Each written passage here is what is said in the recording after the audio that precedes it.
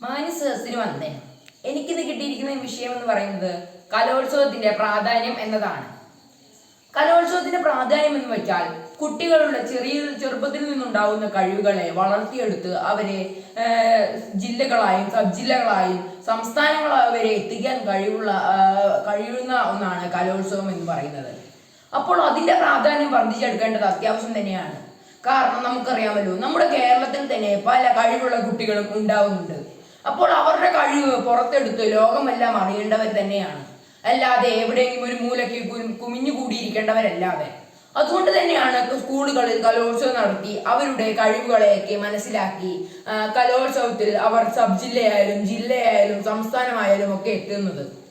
പക്ഷേങ്കിൽ ഇത് പറയുമ്പോൾ എല്ലാ രക്ഷിതാക്കളുടെയും കുട്ടികളുടെയും മനസ്സിൽ വരുന്ന ഒരു വലിയൊരു ചോദ്യമാണ്, ഇതൊക്കെ കളിച്ചുകൊണ്ട് എന്ത് കാര്യം? നമ്മൾ പഠിച്ചില്ല എങ്കിൽ നമുക്കൊരു ഉപകാരവും ഇല്ലല്ലോ, ഇതൊന്നും കളിച്ചിട്ടൊരു കാര്യവുമില്ല എന്ന് എല്ലാവരുടെയും മനസ്സിൽ ഓടി വരുന്ന ഒരു കാര്യം തന്നെയാണ്. അവർ ഒന്ന് പറയുന്നത് ശരി തന്നെയാണ്. കാരണം നമ്മൾ എന്തൊക്കെ ചെയ്തിട്ടുണ്ടെങ്കിലും പഠിച്ചില്ല എങ്കിൽ നമുക്ക് അതിന്റെ ഒരു ഉപകാരവും ലഭിക്കുകയില്ല. പക്ഷെങ്കിൽ മറ്റേ നമുക്ക് വളരെയധികം തെറ്റായിട്ട് വേണമെങ്കിൽ എടുക്കാൻ കഴിയും. കാരണം ഇതുകൊണ്ട് പല ഉപകാരങ്ങളും ഉണ്ട്. നമുക്ക് പരീക്ഷകൾ എഴുതുമ്പോൾ നമുക്ക് ഗ്രേസ് മാർക്കുകളായും ഒക്കെ പല ഉപകാരങ്ങളും ഇതിലൂടെ ലഭിക്കുന്നുണ്ട്. അതുമാത്രമല്ല, ഇതിലൂടെ നമുക്ക് കഴിവ് വർദ്ധിക്കാനും നമ്മുടെ ലോകമെല്ലാം നമ്മളെ അറിയപ്പെടാനും ഒക്കെ ഇതിൽ വലിയൊരു കാരണമായി തീരുന്നു. കലോത്സവം എന്ന് പറയുന്നത് 1957 ആദ്യമായിട്ട് കേരളത്തിൽ ഉണ്ടായിരുന്നത്. എറണാകുളം ജില്ലയിൽ വെച്ചായിരുന്നു ആദ്യത്തെ കലോത്സവം നടന്നിരുന്നത്. പിന്നീട് ഇങ്ങോട്ട് വളരെയധികം പ്രശസ്തമായും വളരെയധികം ആഹ്ലാദമായിട്ടും മറ്റൊക്കെയാണ് കലോത്സവം നടത്തിക്കൊണ്ടുപോകുന്നത്.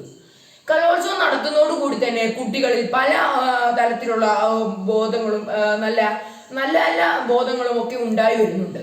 കാരണം ഒരു തവണ തോറ്റു പോവുകയാണെങ്കിൽ അവർ വീണ്ടും പരിശ്രമിച്ച് വീണ്ടും നമുക്ക് ഫസ്റ്റ് അടിക്കണം എന്നുള്ള ഒരു ചിന്ത മനസ്സിലുണ്ടാവുകയും ഒക്കെ ചെയ്യുന്നു. പിന്നീട് തോൽവി എന്താണെന്ന് അറിയാനും ഒക്കെ ഇതിലൂടെ കാരണമാകുന്നു. അതുകൊണ്ട് മറ്റുള്ള കുട്ടികളെ പോലെ ഒരു പരീക്ഷ തോറ്റാൽ ആത്മഹത്യ ചെയ്യുന്ന ഒരു പ്രവണത അവരുടെ മനസ്സിലുണ്ടാവുകയില്ല.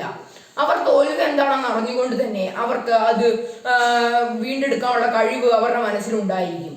അത് വീണ്ടും ചെയ്ത് എനിക്ക് വിജയിക്കണം എന്നുള്ള ഒരു കഴിവും അതിലൂടെ ഉണ്ടാകുന്നു. അങ്ങനെ പല നല്ല നല്ല കാര്യങ്ങളും ഈ കലോത്സവത്തിലൂടെ നമുക്ക് ലഭിക്കുന്നുണ്ട്. കുട്ടികളിൽ ചെറുപ്പത്തിൽ നിന്നുണ്ടാകുന്ന കഴിവുകളെ വളർത്തിയെടുത്ത് വലിയ വലിയ പ്രശസ്ത മനുഷ്യരാക്കാനും ഭാവിയിൽ അവരൊരു വലിയൊരു കഥാകാരിയോ നൃത്തകാരിയോ രചയിതാവോ ഒക്കെ ആവുകയാണെങ്കിൽ വളരെ നമ്മുടെ കേരളത്തിൽ തന്നെയാണ് അഭിമാനം ഉണ്ടാക്കുന്നത്. കലോത്സവത്തിന്റെ പ്രശസ്തി വർദ്ധിക്കുകയാണെങ്കിൽ ഇനിയും നല്ല നല്ല കുട്ടികളും നല്ല നല്ല ഗാനഗന്ധർവന്മാരും ഉണ്ടാവുമെന്ന് ഒരു സംശയവും വേണ്ട. കാരണം അത്രയും അധികം മനോഹരമായിട്ടാണ് ഇപ്പോഴത്തെ കലോത്സവം നമുക്ക് കാണാൻ കഴിയുന്നത്. നമ്മൾ കലോത്സവത്തിന്റെ കാര്യം എടുക്കുകയാണെങ്കിൽ ഇത് വന്നിരിക്കുന്നതിന്റെ ഏറ്റവും വലിയ കാര്യം എന്ന് പറയുന്നത് കുട്ടികളിലുള്ള ഒളിഞ്ഞിരിക്കുന്ന കഴിവിനെ വളർത്തിയെടുക്കുക എന്നത് തന്നെയാണ്. കുട്ടികൾ എന്നല്ല, നമ്മുടെ സ്കൂളുകളിലും കോളേജുകളിലും ഒക്കെ ചിലയിടങ്ങളിലും ഒക്കെ നടന്നു വരുന്നുണ്ട് ഇത് കലോത്സവം എന്ന് പറയുന്നത്. പക്ഷേങ്കിൽ സ്കൂളുകളിലാണ് ഇത് ഏറ്റവും കൂടുതൽ നടന്നു വരുന്നത്. സ്കൂളുകളിൽ ഹൈസ്കൂൾ, ഹയർ സെക്കൻഡറി, UP എന്നീ വിഭാഗങ്ങളായി തിരിഞ്ഞിരിക്കുന്നു. അങ്ങനെ അവരുടെ വിഭാഗത്തിലുള്ളവരെ മത്സരിച്ച് അവരെ തോൽപ്പിച്ച് വേണം അവർ ഫസ്റ്റ് അടിക്കാൻ വേണ്ടി.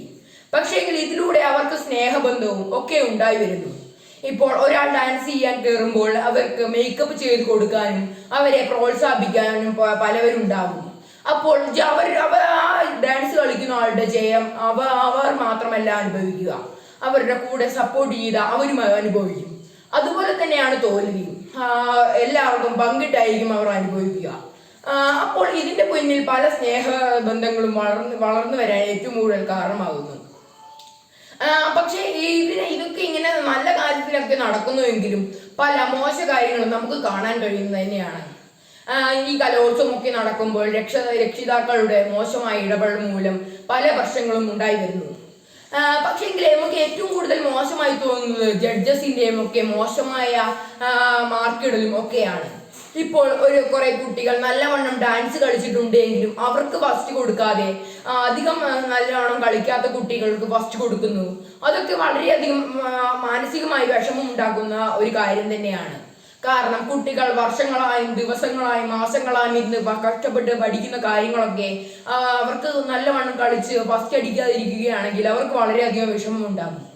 അപ്പോൾ അതിൽ ജഡ്ജസും ഒക്കെ വളരെയധികം ശ്രദ്ധിക്കേണ്ടത് അത്യാവശ്യം തന്നെയാണ്.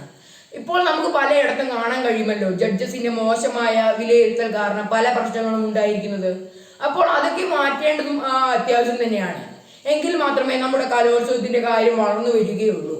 അപ്പോൾ കലോത്സവം വീണ്ടും നല്ലവണ്ണം വളരുകയാണെങ്കിൽ പല കുട്ടികളും പല കഴിവുള്ള കുട്ടികളും ഗാനം പാട്ടുപാടാനും എഴുതാനും ചിത്രം വരയ്ക്കാനും ഉള്ള പല കുട്ടികളും വളർന്നു വരും എന്ന് ഒരു സംശയവുമില്ല.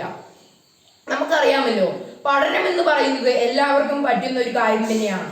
കാരണം അതിൽ കൂടുതൽ ഫോക്കസ് ചെയ്ത് കൂടുതൽ അതിനെ തന്നെ ശ്രദ്ധിച്ചു പഠിച്ചാൽ നമുക്ക് ഏത് കുട്ടികൾക്കും പഠിക്കാൻ കഴിയും. പക്ഷെങ്കിൽ ഈ കലോത്സവത്തിലെ പാട്ട് പാടാനും ചിത്രം വരയ്ക്കാനും ഒക്കെ ചിലവർക്ക് മാത്രം കിട്ടുന്ന കഴിവാണ്. അപ്പോൾ അതിനെ വളർത്തിയെടുക്കാതെ പിന്നെ ഏത് കഴിവിലാണ് നമ്മൾ വളർത്തിയെടുക്കുക? അപ്പോൾ അതിലൂടെ തന്നെ പല കാര്യങ്ങളും കലോത്സവത്തിന്റെ ഉപകാരമായി നമുക്ക് ലഭിക്കുന്നുണ്ട്. അപ്പോൾ ഇതൊക്കെ വളർത്തിയെടുക്കാൻ വലിയൊരു സ്രോതസ് തന്നെയാണ് കലോത്സവം.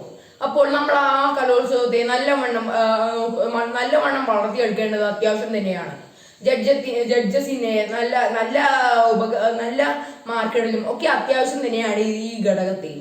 അപ്പോൾ നമുക്ക് എന്ന് പറഞ്ഞുകൊണ്ട് ഞാൻ എന്റെ പ്രസംഗം നിർത്തുന്നു. നന്ദി.